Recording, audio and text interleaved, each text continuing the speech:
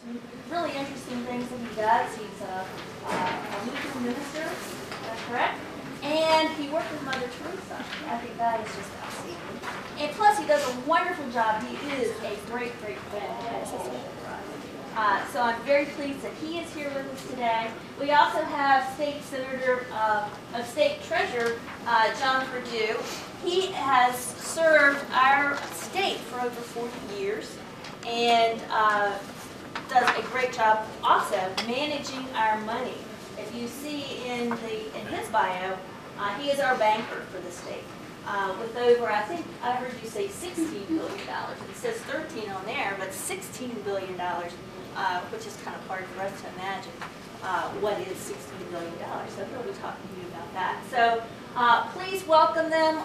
We're just so pleased, and thank Mr. Barney for managing this meeting.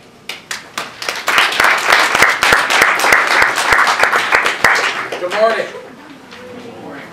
As she had mentioned, I'm John Unger. You all may know one of my nieces. She comes here to Hedgesville, Kylie Unger. I think she's in the next class. She's my niece. But anyhow, I just wanted, first of all, I want to ask you, what do you think a state senator does? You may have read as a senator. There's federal, right? There's a federal state senator, Senator Joe Manchin, and Senator Rockefeller are the federal. And then there are state senators, and there are state delegates. And we deal with state matters as they deal with more of the country matters. But what do you think we do on a regular basis? Do you have any idea? State senator does? How about making laws? You know what law is? All right? Things you're not supposed to speed. Now you're supposed to wear your seatbelt. All these types of things. Also, a state senator actually helps in appropriation of funds in order to build schools, such as Hedgesville, pays teachers, pays the staff, textbooks, looks at the curriculum and all these things. Everything that you touch has been in some way gone through the West Virginia legislature in some manner. But here's the big question. Okay, so I go down and I make laws. I help appropriate money in order to buy computers, to buy or build schools. But who's my boss? You have any idea? You think that Treasurer John Perdue is my boss, since he's the guy with the money, right? You think he's my boss? Yes or no? Who's my boss? Joe Manchin? No. He wants to think he is, but he's not. All right. Who's my boss? Who do you think that tells me what to do? Yes. The Vice President? No.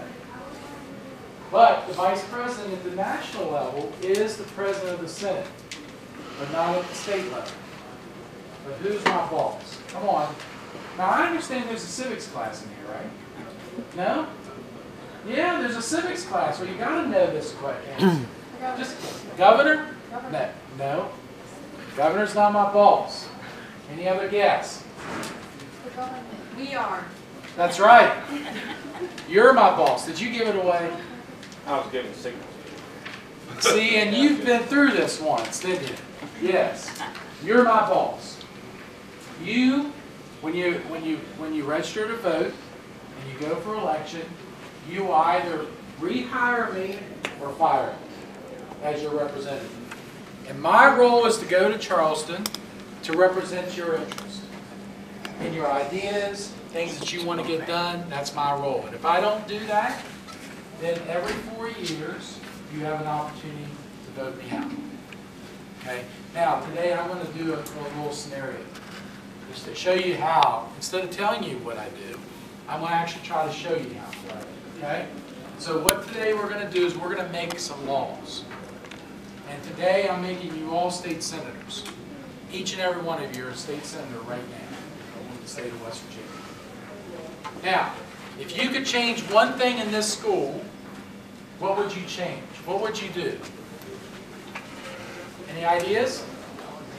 Come on, raise your hand. I want to hear an idea. Because we're going to make a bill. So what would you change?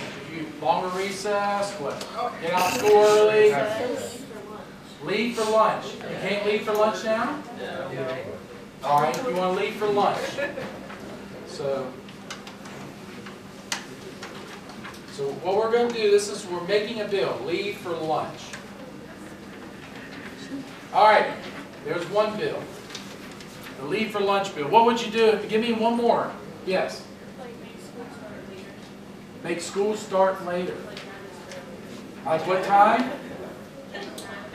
9 o'clock? So school starts at 9. All right? So, we have two bills. One is leave for lunch. And the other is school starts at 9 o'clock. Okay, now, you can only choose one. And each of you is going to have to vote. So you're going to have to decide which one you want. Okay? So, tell me, for the leave for lunch, you were the one that asked for leave for lunch, right? Why? Why did you, Senator, stand up? Why don't you stand up? Come on. You got to stand up and tell us why you proposed this bill. Yeah, you have to pay for the lunch, and why not pay for something That you want? Yeah. Okay. That's a good reason. The Senator introduced this bill because she's tired of eating school lunch. And she has to pay for it anyhow. If she's going to pay for something, she wants to be able to pay for something she wants. You all in agreement with that? You think that's a pretty good idea? No? Give me another reason why you would support this. A senator that wants to support to leave for lunch, to get your own lunch. Raise your hand. Yes, go ahead, stand up. Come on. The lunch isn't that good. All right. There you go. You're paying for something you really don't like, right? So, this is this bill. Now, give me a reason why you would be against this. What would be a reason why, maybe you're not against it, but what would be a reason why leaving for lunch is not a good idea? Yes? Because the school is so responsible for us if we get injured. Okay, so if you leave for lunch, right, you can get out and you can be injured. And the schools will be held responsible, you think, right? But also, what about, and another thing is you get out and say you lose track of time or you get in a traffic jam or something. You can't get back to school, right? You come back, and what are you, counted tardy? Is that right? It's a mark against you. So that's another reason. Any other reasons why leaving for lunch would not be a good idea? Especially here in Hedgesville. How many restaurants are around here? Huh? I don't know. There's a pizza place right down there, right? Maybe a Chinese place down there? But other than that, there's not much to eat around here. So you'd have to probably travel either into Martinsburg or go someplace else, which takes a lot of time. And how long is your lunch? 30 minutes? That's it? So by the time you get in your car, you drive off campus, it's almost 30 minutes at that point when you get to a restaurant and order, right? So leave for lunch is going to be a little challenge. And if you do that, maybe we need to extend lunch. You leave for lunch, right? Now, school starts at 9. Now, why, Senator, stand up here and tell us why you were for school starting at 9 o'clock. Because, like, I wouldn't mind staying later if we come later. Yeah. Right. So, okay, so your bill is to start at 9, but still have the same amount of time in school, but you would have to leave a little later. Yeah. Okay. Like, when they do the 2-hour delays, too. Like, Yeah. that's pointless to come and like, to get out at 2. So, Oh, I see. you know what I mean? Okay. All right. Who else would be for starting school later and why? Come on. Now you're going to have to vote on this, so you're going to have to discuss it. Why? Anybody? Anybody for this? Yes. I think test scores would go better. People would be less tired in the morning and they would perform better in school. Good point. Did you hear the senator indicated that if you start later, technically you'll get more sleep, and if you have more sleep, you won't be yawning, right? During this time, you'll be awake, you'll be engaged, and therefore your test scores will be better and you'll learn more. Now, who would be against it? Why would someone be against starting school at 9 o'clock? I know a couple reasons, but I want to hear from you. Yes? Sports practice. Sports practice, right? because as time goes on, particularly as in the winter, the days get shorter, you have less time, daylight, and if you go later in school, therefore in practice, you won't have the daylight, and if the practice goes later in the evening, so you won't get home as early. What are other reasons why, starting at 9? Yes? I mean, if you move high school and middle school to 9, you have to move elementary school up, and then parents run into problems with work and getting kids moved up. So parents that have both high school children as well as elementary, it would be a disconnect. Plus, Hedgesville High School would start at 9, while other high schools would start earlier. So the bus system would be messed up quite a bit. All right? And of course, the senator is not proposing that we keep the day the same. She's saying that we have to go later. Who would like to go later in the afternoon, stay in school later? No one? All right. Now, we're going to have to vote. Now, this vote is important because whatever you vote, that's what you're going to be known for. And we're going to take a count. And it's going to be carried with you, right?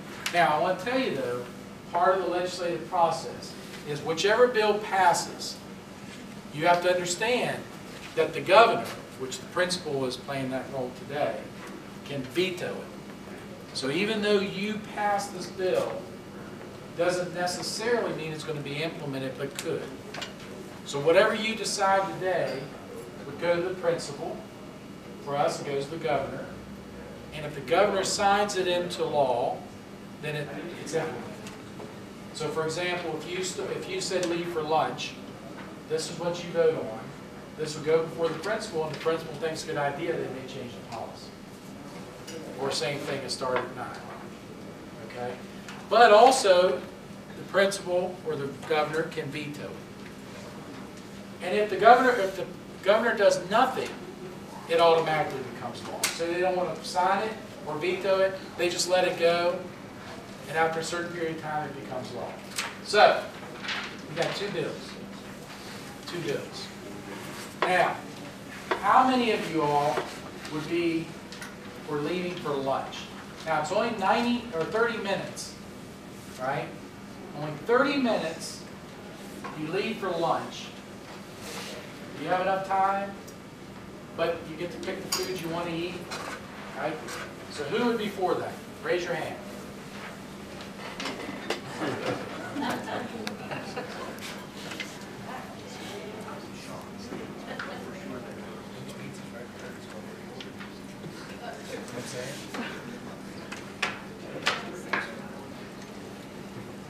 $44, 45, 46.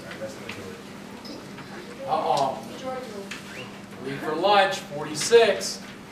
Okay, now you're not supposed to vote twice, so this is going to be interesting. Okay, how many would be for starting at 9 o'clock? 4, 5. Treasurer. I vote for 9 o'clock too. Okay, 5 people. All right, so what passes today as law that will go before the principal, the governor, in order to be considered, would be leave for lunch. To change a policy to allow students to leave campus for lunch. All right, that's how it works. That's what we do. There's 34 state senators. There's 100 delegates.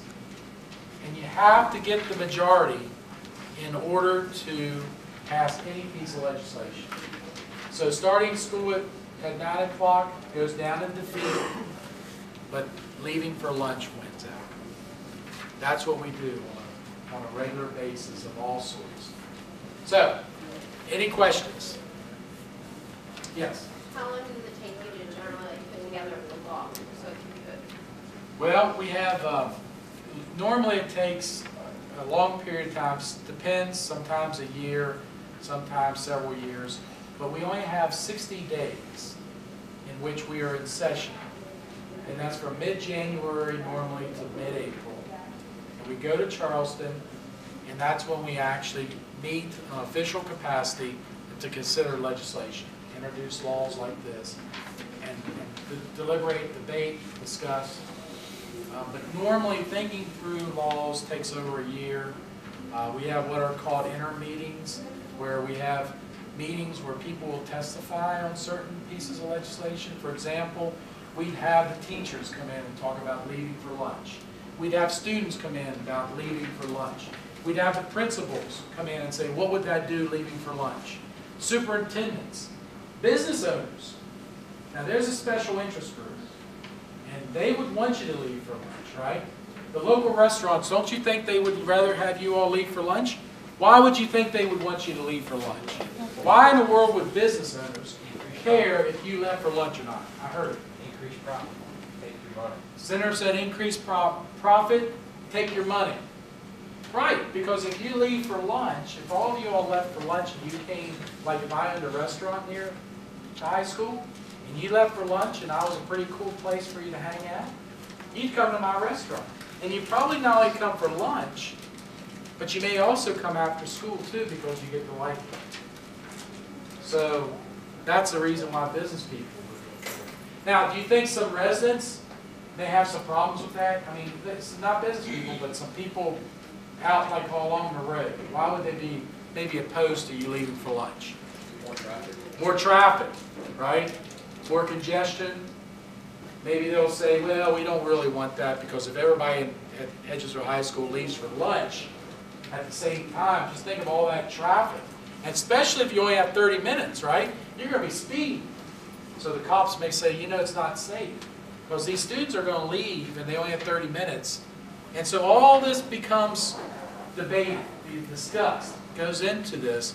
And then you as senators have to take all this information and try to represent your constituents, which probably don't agree. Now you think about this. I told you you're my boss because you elect me. Now I have 130,000 of you in my district. Trust me, I can't keep 130,000 happy at all times.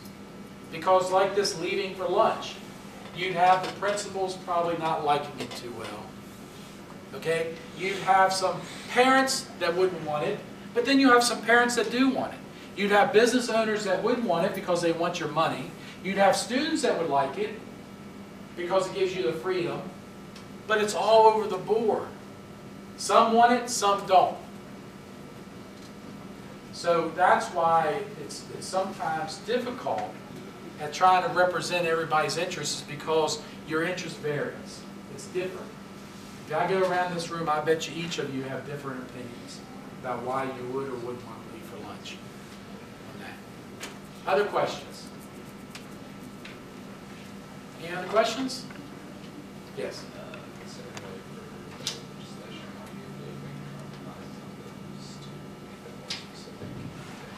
Yes. For example, we're leaving for lunch. You only have 30 minutes. So, in order to make it safer, that's a policy. The way you would compromise is, well, you would add another 30 minutes to the lunch period, give you an hour, but put that 30 minutes at the end of the day so you don't lose the instruction time. That would be a compromise. You know, so that way those who would say, well, it's not safe, like police officers, saying only giving students 30 minutes, more time to work. And so that's one. That would be a compromise. But yeah, definitely, that's how you balance interest. You take different competing interests on a particular piece of legislation, and you try to compromise to get where they may not totally like it, but they can accept it. They're saying, okay, I don't like it, but since you put my concern involved in this or address it, then I will go ahead and support it. And that's what you have to do because you have to get the majority of votes.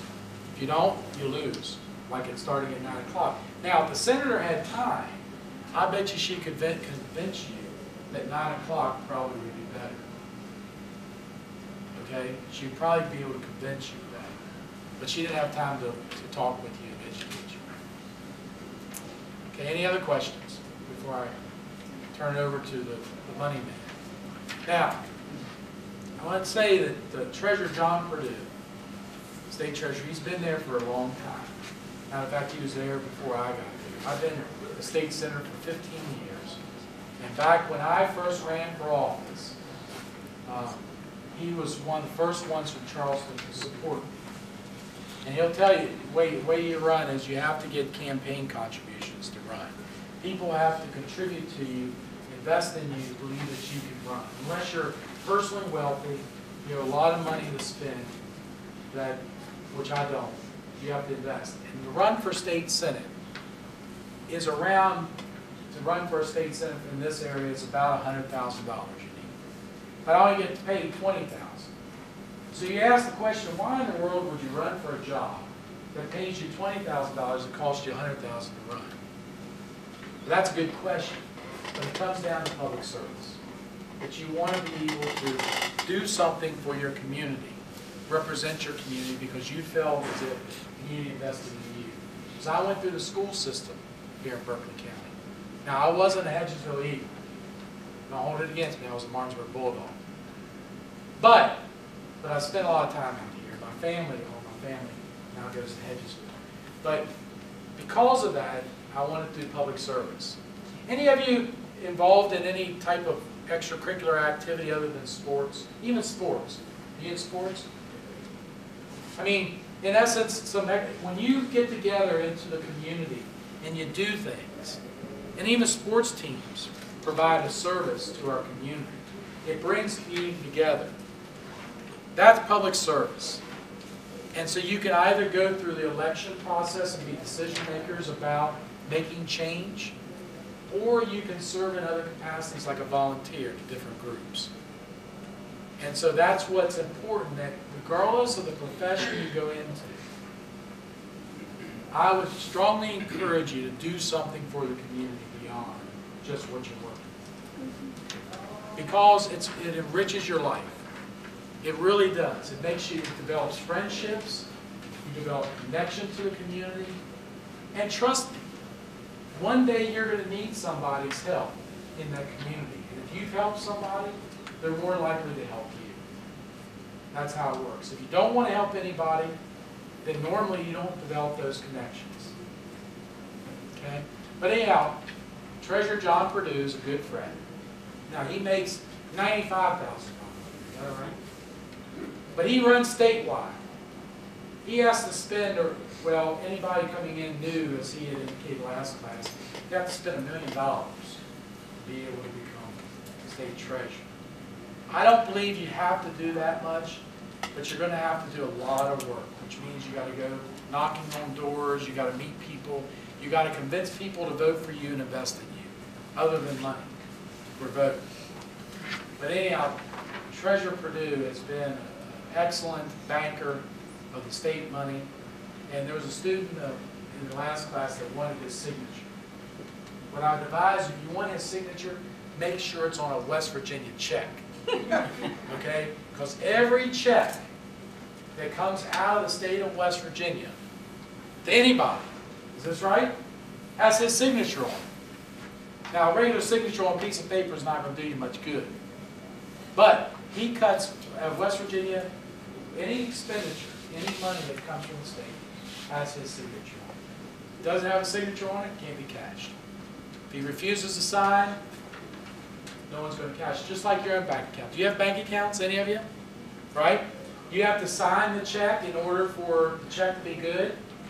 If you don't sign it, no one can cash it. The same thing with the treasurer.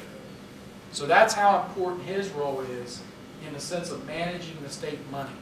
Now, as a legislator, senator, I appropriate the money through the budget with the governor, but the treasurer is the one that has to officiate it, make it official as far as any transactions occur. So, with that, I'm going to go ahead and turn it over to the Honorable John Perdue. The state treasurer's office, $16 billion. Anybody have an idea what $16 billion is? That's a lot of money. Where does that come from? Manage $16 billion in the treasurer's office. The Bank of State Government. The Bank of State Government. With that, we have, what is that? That's the operational funds of state government, part of it. And that's what the state legislature appropriates as in a budget, as the senator alluded to, about the budget and agencies, whether it's the state police, whether it's the state treasurer's office, state auditor's office, or whatever office it may be, Department of Health and Human Services, different agencies of state government gets an appropriation of money. That comes through the treasury. We receive all the money that comes into state government, and we disperse the money from the state treasury office of the accounts of state government in paying bills. The auditor's office does a warrant. He authorizes the treasurer that the money's there in that account to pay that bill, and he okays that, and we pay the bill. And then we receive the money, and we put that into the agency's accounts, and we also invest money short-term, about $4.8 billion we invest short-term. And what is short-term? That's 3 years or less, and where we invest money, and we just had a bill in the legislature this session, and where we dealt with the duties and responsibilities of the Treasury and of the Treasurer's office. And the Senate and the House passed that piece of legislation with some amendments and so forth. That's what senators and delegates do. They debate the issues. You have to testify in front of the committees, and then they decide whether or not they want to amend the bill, change things, and it becomes law after the governor signs the bill. We had one of those bills this session with the duties and responsibilities of the Treasury. And $4.8 billion on the short-term investments of the state that we invest short-term in CDs or in the short-term bonds or fixed incomes to make sure that the money is there in case it is needed to help balance the budget down the road in state government. Now, we also do in state government what is called a college savings program. The college savings, how many of you plan to go to college in here? This is very important. I want you to go tonight to my website, wbtreasury.com, and I want you to look at Smart 529. Anybody know what that is? College savings program? Almost a $2 billion program. A $2 billion program in the state, which we started, and with the help of all senators and delegates, you get a dollar for dollar tax break on your state income tax to be able to invest in that program. Means that if your parents put $10,000 into your college education in the Smart 529 plan, they get to take $10,000 off their state income tax for investing in that program. In other words, if they make $50,000 a year, it's a line item that says they can take $10,000 deduction off of their state income tax deduction. So that's like making 6% off your money without even thinking about it, so to speak. And so then you can also make money in those investments that you invest in that portfolio of the $2 billion to help with your college education. The importance of that is that they get to start saving for that college education at a very young age. By the time you get to college, the money is there for you to be able to go to college. And that is very important. But you can also invest in that program now. If they're not investing in that program, you can get in that program and get the short-term investment, so to speak, of the tax break and the flexibility of the program, because you may not use all the money or you may not decide to go to college. Then your sister, your brother, or someone else can use that money. The flexibility of that program to be able to move that money from child to child is great, and that's what makes it such a great program. You have to go to West Virginia to school? No. You can go anywhere in the country to school, anywhere in the world to school, and you still get the tax break. And the investment is always there. And you can move it from child to child, so you cannot really lose money. So it's a very important program, the Smart 529 program. Go to that program, encourage your parents to take a look at that. They will probably want to invest in that program. That's another duty and responsibility of the Treasury office that we do here as Treasurer of the state. Also, another program we have is called the Supplemental 457 Plan. Many of your parents are probably invested in a 401k plan. That's a retirement plan. That's their retirement plan. That's their savings program to retire on, the 401k. We have what is called the 457 with state, city, county, Municipality employees can invest in that program and have a supplemental retirement plan on top of their state retirement or county or city retirement and help with their retirement down the road. We have taken that program to over almost $200 million since we took that program over, and encouraging those people to invest in that program and save for their future. We also do a lot of other things in the Treasurer's office called financial education. Financial education. How many of you are working part-time right now? How many of you have ever heard of a Roth IRA? Never heard of that. Well, you ought to take a look at that, because we encourage kids at a very young age to invest in a Roth IRA and start saving for their future at a very young age. You want to become a millionaire? You can become a millionaire by start saving at a very young age and continue to save and let that money grow. And then when you get to my age, you're going to have a nice nest egg to be able to retire on top of maybe a 401k or retirement system you may have. So that's a good program to be in. And one of the bills this session allowed us to use that as part of an investment in a Roth IRA or to be able to invest in that as part of the 457 plan. And so it is very important that we have those connections to be able to do those different things. You know, the senator talked about the checks in the Treasurer's office. Checks. We're trying to get out of the check writing business. It costs about $35 to write a check in the state government. I like to get my signature on a lot of checks. When I became state treasurer, we were writing 5.2 million checks a year. 5.2 million checks a year. We're down now less than 1 million checks a year. I'm trying to get out of the check writing business because it costs money.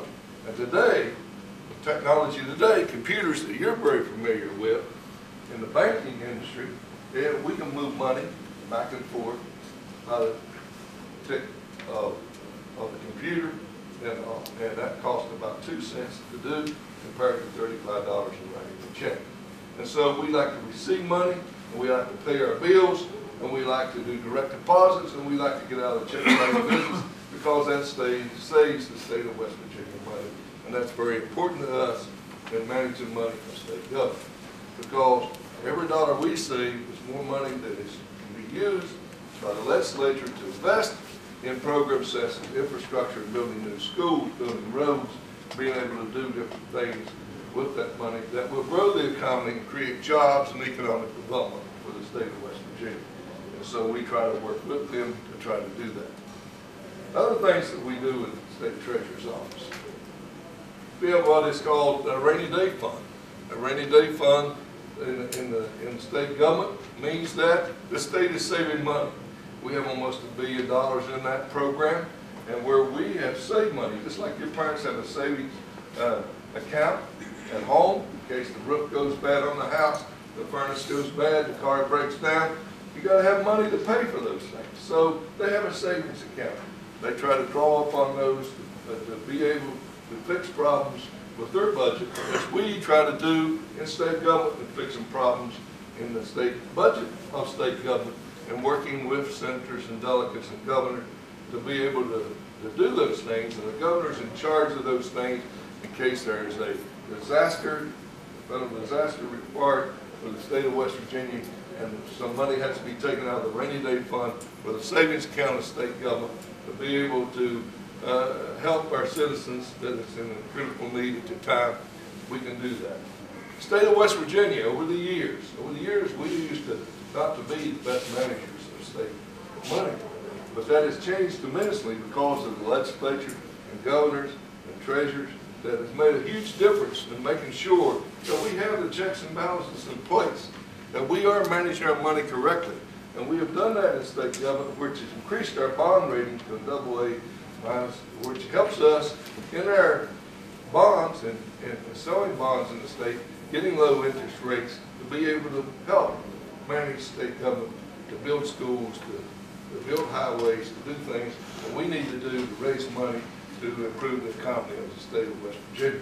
So that is very important as well, but the state treasurer's office is even better than the state rating. We're triple rated in the bank of state government, that $16 billion I'm talking about, because we have done so well in managing the short-term investments in the state the $4.5 billion that we invest, that we're triple bond rated by Standard & Poor's, Moody's, and the rating agencies that rate us on Wall Street and managing our money, which helps us overall in state government, and saying that we're now in the top 5 as one of the best states in the nation that manage our money and takes care of the budget of the state government.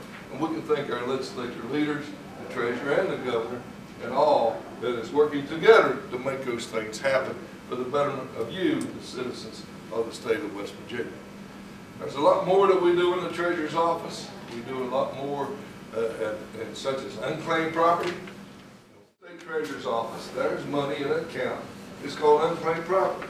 That's money that is never claimed in banks, accounts such as CDs, checking accounts, savings accounts, insurance policies, all kinds of different things, the deposits, electric deposits, kids that go to college, you're going to be going to college soon, and that will make a difference there. If you don't collect your deposits, it comes to the state treasurer's office, that becomes unclaimed property, and we return money, and we publish the names on the internet. You can go look at that on the internet at the treasurer's office. And you not only can look at West Virginia, you can look all over the country and the surrounding states of unclaimed property, and we try to return that money to the rightful owners in West Virginia, and we returned over $125 million to the taxpayers of this state. Not only we returned over $125 million, we've given over the years over $90 million to the state legislature to help with budget processes to manage the budget of state government. And they use some of that money as well, but we always have enough in the nest egg in the account to pay out the accounts of unclaimed property, and that money can always be claimed regardless of how old it is. The oldest recipient of unclaimed property was 101 years old before she realized that her husband, after 41 years, had bought an insurance policy she didn't know about, and she got that policy 101 years old, and she got her unclaimed property. So it doesn't matter how old you are, when you claim that property, we try to give it back to the rightful owners, and that's called unclaimed property in the treasurer's office. So we manage a lot of money. We have to cross the T's, we have to dot the I's, because if money comes up missing, the state treasurer is the one that gets the blame for that. So we have a lot of financial people, CPAs, accountants, financial people to help manage the money of state government. We have portfolio managers to help us with the short-term investments and the long-term investments of the state to help make sure we cross the T's and dot the I's and manage our money well. And that's very important. But I want to leave you today, one of the most important things you can do is go to college. If you don't go to college, go to technical school. Go to community college. Go to vocational technical school. Get a trade or an education, because that will change your life tremendously. As you can tell from my accent, I'm not from Eastern Panhandle. I'm from southern West Virginia. I'm from the largest coal producing county in the state, Boone County. And we have contributed hundreds of millions of dollars to the state budget in our natural resources of coal. But the most important thing that happened in my life is my dad decided I was too tall to go in the mountain. He was right. And I went to college.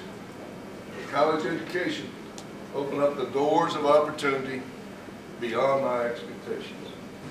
I thought I wanted to be a basketball player. That didn't work out. I thought I was going to be a teacher. I did teach for 6 months. But the most important thing is I went to work for the Department of Agriculture. Worked there 16 years. I worked for a governor, Governor Gaston Caperman, for 8 years. Never dreamed I'd ever work for a governor. But I never dreamed I'd ever be the state treasurer as well. The people of this state elect me now in my 5th term. But the most important thing is education opens up those doors. You never know which one you're going to walk through. So the most important thing you can do is get a college education and change your life. Prepare yourself for the future of your life. And that is the most important thing, and that's why the Smart 529 College Savings Program is so important. So take a look at that program, a $2 billion program, a great program to invest in, a great program to help change your life. I'd like to be able to try to answer any questions you might have today and give you a chance to ask me some questions. Who's got a good question? The treasurer. Yes, sir. Do you have any idea how much invested in natural resources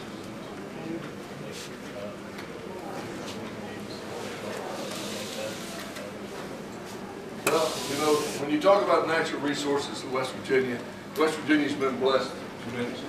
Not only coal, but natural gas, timber, water is a natural resource. We have a lot of resources in the state of West Virginia that we can say that benefits the budget of the state.